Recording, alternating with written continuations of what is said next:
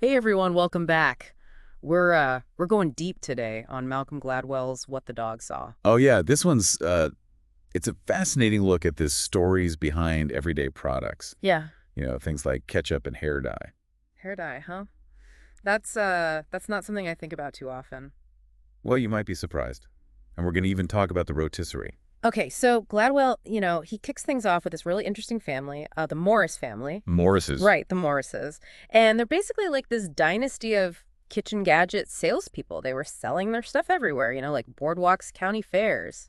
Yeah, it's interesting how their style kind of evolved over generations. Mm. We can actually trace a direct line from their techniques to the way things are marketed today. Whoa, that's kind of wild when you think about it. It's like this family business that shaped how we experience advertising. It really is. Gladwell talks about how Nathan Morris, the patriarch, he was this classic pitchman. Yeah. Big personality, and his sons followed suit. But then there's the nephew Ron Popeil, and he kind of takes things to a whole new level with television infomercials. Oh yeah, Popel, he really understood the power of demonstration Mm. and how to connect with people, watching at home. He made products like the Vegomatic and the Showtime rotisserie, these household names. I remember those infomercials. Seeing the food being made right there on screen, it's like magic.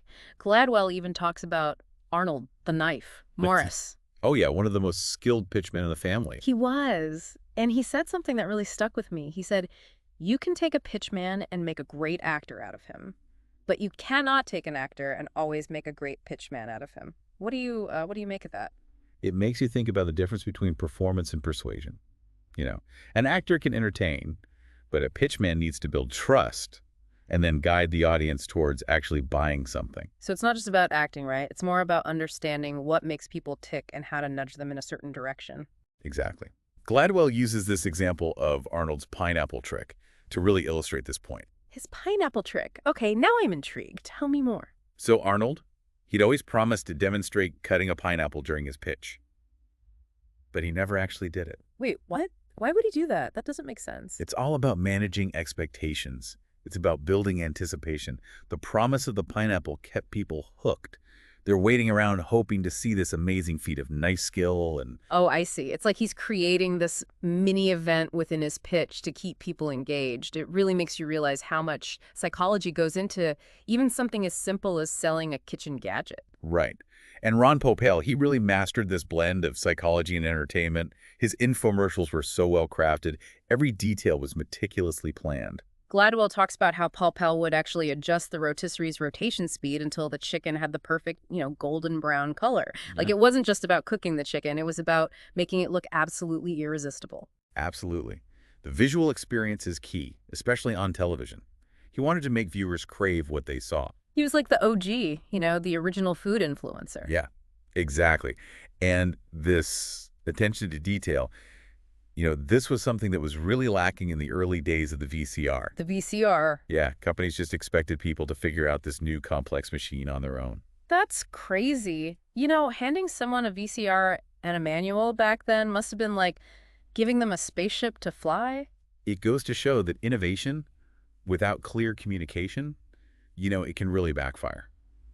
Papal understood that you need to guide people, show them the benefits, Mm. and make them feel comfortable with new technology. So it's not enough to just have a great product. You have to present it in a way that gets people excited to actually use it. It's like how Apple designs its products and the packaging, right? It's all about the experience. You got it. Now let's talk a little bit about Papel's personal life. Gladwell uncovers some interesting stuff, especially about his relationship with his father. Okay, I'm listening. What was their dynamic like? Well, it was complicated. There was definitely some strain, some distance. Papel had a pretty challenging childhood, and he spent time in boarding school, felt isolated. But in a way, he kind of found inspiration in his father's legacy of kitchen gadget innovation. So he kind of channeled those early experiences into this drive to create and succeed. Gladwell even shares this funny anecdote about how Popel would pitch his hair thickening product, GLH, to anyone who would listen, even in casual He conversation. was always in marketing mode. It's like that drive to create and sell was just like ingrained in him. It makes you wonder if those difficult times, if that fueled his ambition and that relentless energy. Definitely adds another layer to his story, right? It wasn't just about selling gadgets. It was about building a legacy. Maybe even proving something to himself, into the world. Yeah, possibly. Yeah. But hey, let's switch gears for a second. Okay. Let's talk condiments. I have a question for you.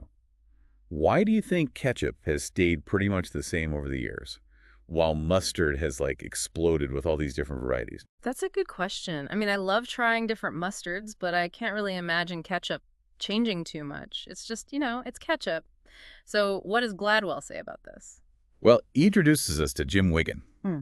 This guy's an entrepreneur who's trying to disrupt the ketchup market with his gourmet brand, World's Best Ketchup. He's using high-quality ingredients and these unique flavors to challenge the dominance of Heinz. So it's a classic David and Goliath story with a little condiment rivalry thrown in. Exactly. And to really understand this battle, we need to bring in another fascinating character, Howard Moskowitz. Oh, yeah, Moskowitz. He's the food scientist, right? The spaghetti sauce guy. That's him. He's the one who figured out that there isn't one perfect product for everyone. There are different versions that appeal to different tastes. So he's saying that, there are different perfect spaghetti sauces, so couldn't there be different perfect ketchups? Why is Heinz so dominant? Right, why Heinz? Well, Gladwell explains that Heinz's success comes from hitting all 5 of those fundamental tastes. Sweet, salty, sour, bitter, and umami. It's like the ultimate crowd pleaser. Oh, I never thought about it that way. But it makes sense. Heinz isn't trying to be the most exciting or complex flavor. It's just trying to appeal to everyone. Exactly. It's like the reliable friend you can always count on. It goes with almost anything without being too overpowering. And that reminds me of the research that Gladwell talks about with the Easy Squint bottle. They realized that kids wanted more control over their ketchup. And that this simple design change actually increased ketchup consumption. It's crazy how they tapped into that, the psychology of eating, especially for kids. It was a brilliant move. It was. So where does all this leave Wigan and his World's Best Ketchup? Right. Where does that leave him? Gladwell talks about this sensory analysis that was done at Kansas State University. They compared Heinz and World's Best head-to-head. Head-to-head, ketchup showdown. And it turns out they have really distinct flavor profiles. World's Best is much bolder, more complex, with a stronger tomato flavor. Makes sense. It's like gourmet ketchup. Heinz, on the other hand, is more balanced. It hits all those fundamental tastes, but in a harmonious way. So it seems like Wiggins ketchup is more of a niche product, something for people who are looking for something different, something a little more adventurous. It's like the difference between a basic T-shirt and a real statement piece. Hmm. Both have their place, but they appeal to different people. It all goes back to understanding human psychology and sensory science. Wow, I never thought I'd be having such a deep conversation about ketchup. There's always more than meets the eye. And that's especially true when we start talking about finance. With someone like Nassim Taleb, he's a Wall Street trader who really challenges conventional wisdom. Okay, now we're talking. This is where I think things are going to get really interesting. Okay, so Taleb, this Wall Street guy, he sounds like kind of a rebel. Yeah, he's definitely not your typical Wall Street guy. Gladwell contrasts him with this other trader, Victor Niederhoff. Pickoffer. Yeah, he was like living the high life. Mansion, huge library, totally confident in his market predictions. Yeah. And Taleb, well, he was skeptical of that whole approach. So what was it about Niederhoffer's success that made Taleb raise an eyebrow? Well, Taleb had seen how quickly things can change. How unpredictable events can just totally derail even the best laid plans. He even talks about Taleb's childhood in Lebanon, seeing that shift from stability to chaos during the Civil War. Yeah, that would definitely make you question things, the illusion of control. Right, and that fundamental uncertainty about the future, it became like a cornerstone of Taleb's investment philosophy. He became fascinated by what he calls black swan events. Okay, black swan events. I've heard that term, and I'm not sure I totally get it. Can you break it down for me? Sure. Imagine you've only ever seen white swans your whole life. You might start to believe that all swans are white. Right. But then one day you see a black swan.